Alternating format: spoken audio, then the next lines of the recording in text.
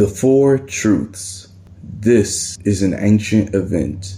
A man said to his wife, "I want you to arrange my hair in 4 parts." The woman did as he directed. Then he went and sat under a tree and invited everybody to come and guess what each of the 4 parts stood for. Each person was to come with the cow-calf. The person who guessed correctly was to take all the cow-calves. He told his wife what the parts represented. A wife is a stranger. A half-brother from a stepmother is a stranger. A dog is a loyal friend.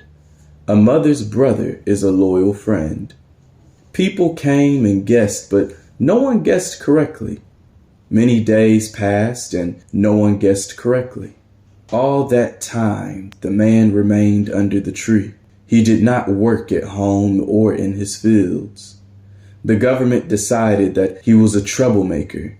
They decided that he would be hanged if anyone guessed correctly. The man was guarded by 4 policemen armed with guns. One day, a son of his half-brother said to the man's wife, "Why has Uncle abandoned his home? What is so important about this guessing game that it makes a man leave his wife and his home to sit under a tree?" Then she said, "He is making much out of nothing. What he wants people to guess is very simple. His 4 truths are: a wife is a stranger. A half-brother from a stepmother is a stranger. A dog is a loyal friend. A mother's brother is a loyal friend." It is all very simple. The boy spent the night at his uncle's home. In the morning, he went and worked in the fields. Then he went and sat under the tree. People continued to guess while he listened. Eventually, he said, "Uncle, may I try?" "Of course you may," said his uncle.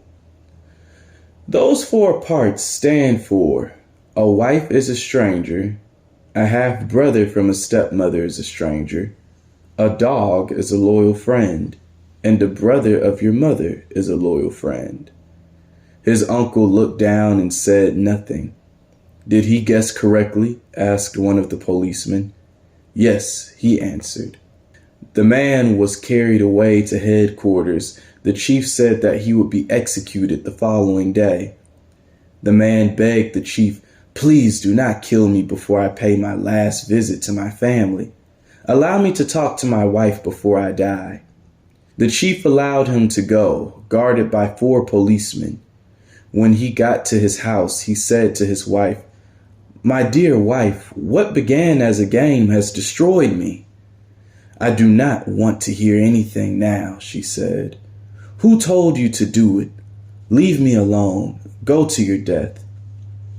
"Won't you at least give me some milk to drink?" he begged. "I am hungry." "No," she said. "I will not give you milk. Why should I waste my milk on a dying man?" So he went into the cattle byre and cried. When the dogs saw him cry, they attacked the policemen, killing 2 of them. The dogs were then caught and killed.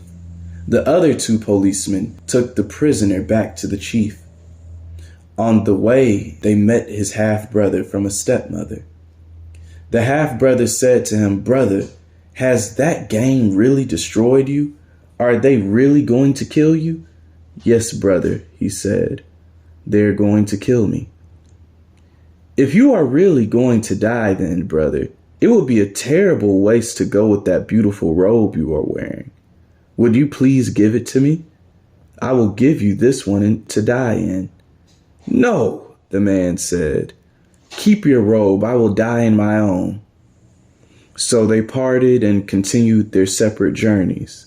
In the meantime, the man sent word to his sister's sons, saying, "I'm dying. Would at least one of you come and talk to me before I die?"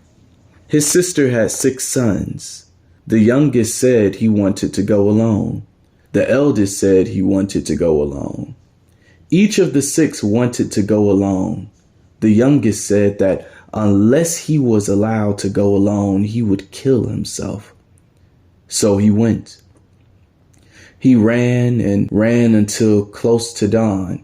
When he arrived, he found his uncle had been taken to be hanged. He went to the policeman and said, "Let my uncle go, otherwise someone will die with him." The policeman said to him, "How can we let him go when the chief has sentenced him to death? Let us go back to the chief and discuss the matter." He said. Then the policeman refused. The boy told them that if they proceeded with the execution, they would be sure to lose one of their own. The policeman hesitated and then decided to take the boy back to the chief. When they got there, the boy offered to take his uncle's place and be hanged in his place. "My uncle is an only son. He has no brothers to look after his things. My mother has 6 sons. I am the 6th, I can die. And the 5 brothers will take care of our things. Please, chief, let my uncle live." The matter was debated and debated. Then the chief turned to the prisoner and asked, "Why did you decide to play such a game?" "I wanted to prove what has just happened," the man said. "I gave the secret to my wife, and she gave it away to the only person who guessed correctly. When I went to talk to her before I was to die, she rebuked me. As I was about to be taken back, my dogs attacked the policemen and killed 2 of them. As I came back with the remaining 2 policemen, I met my half-brother on the way. All he cared for was my beautiful robe. And now you have just seen what my nephew has done. That is what I wanted to prove." They saw what he meant. The chief decided to pardon him without punishing the boy. So both the man and his nephew returned free and happy.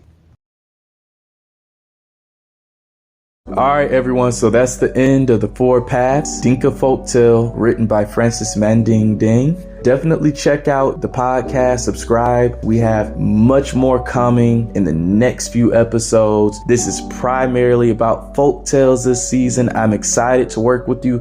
Make sure you go ahead and follow the link in my description to follow my Patreon. That's where I write my articles if you're interested in an in-depth critical literary analysis. So definitely check us out. Everybody have a great weekend. Onyx Thought. Shout out to my Onyx thinkers. Have a great weekend.